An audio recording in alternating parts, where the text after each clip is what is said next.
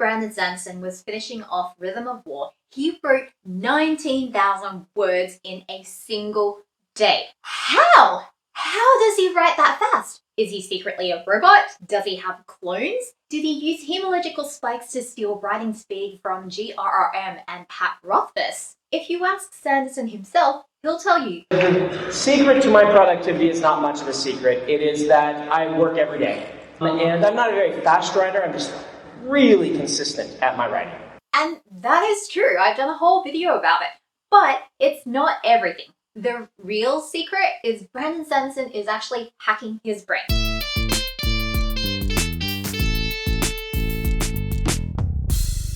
Hey guys, it's Deborah and welcome back to my channel where we talk about the business side of self-publishing. It's October, which means NaNoWriMo is just around the corner. If you haven't heard of NaNoWriMo before, it's a 30-day challenge during the month of November where you attempt to write at least 50,000 words. If you're new to writing, then 50,000 words seems like a lot, but if you do want to make a living out of being a self-published author, that is the kind of benchmark that you do need to hit in order to be able to release new books frequently and consistently. The only reason I was able to complete NaNoWriMo last year was because of Brandon Sanderson's BYU lectures. There were days of smooth sailing where I was hitting like 4K words per day, but there were also days where it was completely agonizing and I would spend 4 hours to write 250 words. And I really struggled to understand why. It wasn't until much later that I realized I was following Brandon Sanderson's method without really understanding the principles of cognitive psychology behind them, which make those methods work. Brandon Sanderson uses 3 specific hacks that leverage off well-established cognitive psychology principles in order to make his writing process super efficient. The first hack is to make writing a habit. A habit has 3 components: a cue, a routine, and a reward. These 3 things combined together form a habit loop.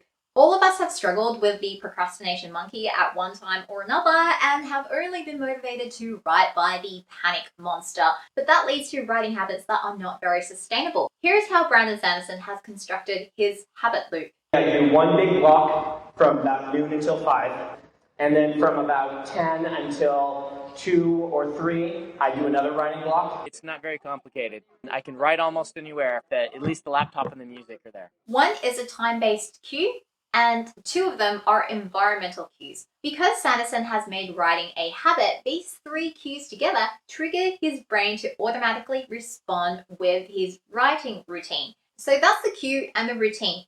It's important not to forget the last part, which is the reward. I would let myself open up a new pack of magic cards if I hit a certain word limit every day. And for Sanderson, his rewards are pretty straightforward.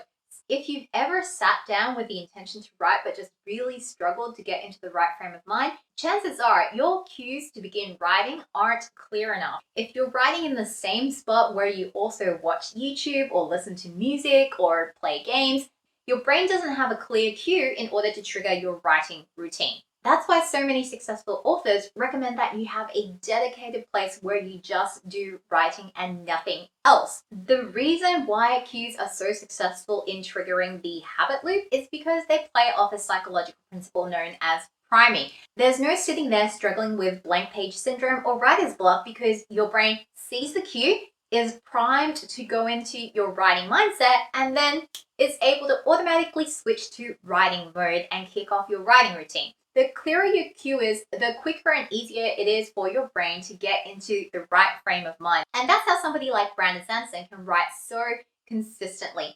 Creating the right habit loops can be life-changing, but that in and of itself is not how Sanderson can write 19,000 words in a day. And to be clear, 19,000 word days are not typical, even for Sanderson.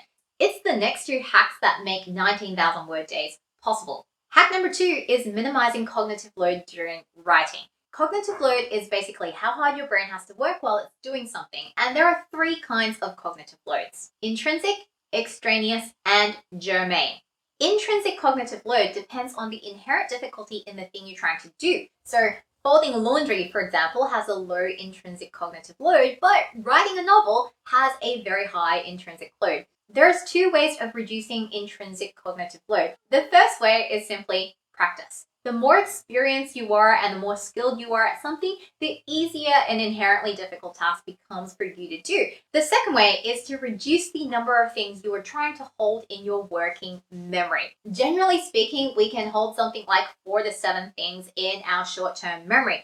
The more things you have to juggle in your short-term memory at the same time, the higher the level of inherent difficulty in the task. And when we write, we're not just juggling a lot of things at the same time, we're also dealing with different types of thinking. When you're doing something like world building, you're often engaging in what's known as divergent thinking, aka brainstorming, where you just try to come up with as many different possibilities and ideas as possible. But when you sit down to write and you're trying to pick the right word to use, you're engaging in convergent thinking, which involves narrowing down a wide field of possibilities into a single choice. Divergent and convergent thinking are on the opposite ends of the spectrum to each other, so your brain literally cannot do both things at once. You actually have to change gears to go from one to the other. And these are not the only 2 types of thinking that we use. We also use lateral thinking when we're trying to do things like fix plot holes, and critical thinking when we're doing self-edits and revision. If you've ever sat there trying to work on the same sentence for 4 hours, it's probably because your brain has been bouncing around all of these different things and constantly shifting its mode of thinking. And that is how I end up in a Wikipedia rabbit hole about what kind of plants grow in summer when I'm actually meant to be writing a chapter.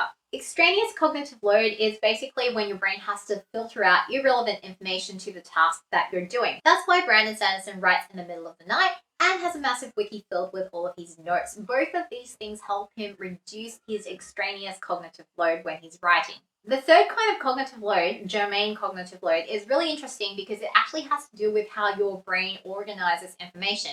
And that's all based around a thing called schemas, cognitive structures that your brain uses in order to reduce cognitive load. So things like plot archetypes, story structures, all of those kind of frameworks and models are examples of schemas. Germane cognitive load is high when you don't have a schema in place because you're holding all of these concepts in your working memory. But once your brain starts developing and internalizing some of those schemas, then you're moving some of that knowledge from your working memory into your long-term memory. And so these schemas become tools that you can use in order to accomplish the task that you're trying to do. Sanderson is famous for being an outliner, but he's actually not. He's a hybrid author. And what's really interesting about Sanderson's hybrid approach is what parts he chooses to outline and what parts he chooses to discovery write. I plan my worlds in great detail before I start writing in most cases. And I plan my plots in moderate detail. World building and plotting can be cognitively demanding because when you're trying to put a new spin on established conventions and archetypes, you often have to do a lot of research. My characters, I figure out who they are when the book starts, but I do not outline them in great detail. Character is less cognitively demanding because we've actually done a lot of the research just by being human beings and living our lives. Even if we haven't experienced something personally, we've often seen it happen to somebody else, or we've heard stories about people who have lived that experience. That means we've got a lot of schemas about how certain types of people would behave or react in our long-term memory. By doing all of these things, Sanderson has completely eliminated any need to task switch or change the type of thinking he's doing when he's sitting down to write his prose. He's got a really clear idea of what he needs to achieve in each scene and each chapter, and that makes for really efficient writing sessions. Effective habits and minimizing cognitive load is how Brandon Sanderson is able to produce such high word counts consistently week after week. But those two things alone aren't enough to hit those monster word count days.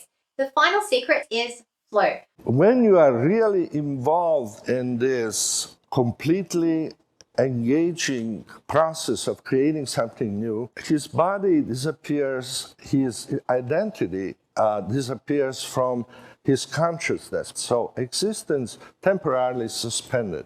Achieving a flow state is quite difficult because there are like 7 or 8 different conditions that you have to satisfy before you can get there. By the time he gets to writing this Sandland, he's often got a whole host of things going for him that encourage this flow state. He's writing scenes that he's imagined for years and years, that he's really looked forward to putting on paper, and that he's spent a lot of time thinking over it in his subconscious and picturing how those scenes would go. He's also got the benefit of being right at the end of the story. So everything that he's been writing has been building up to this point of the book. All of these things really free him up to inhabit his characters. So he's really just transcribing these stories that his characters are living from his head onto the page. But because Sanderson has done the hard work of creating effective habits and minimizing cognitive load, he's actually increased his chances of getting into that flow state whenever he's writing something. This flow state is what makes it possible for him to do these marathon sessions where he writes 19,000 words in a day. Which of these hacks are you already using and how are you finding it? If you're not using any of these, what do you want to experiment with the most? Let me know in the comments because I'd love to hear from you. And don't forget to subscribe for more videos like this on the business side of self-publishing. See you in the comments.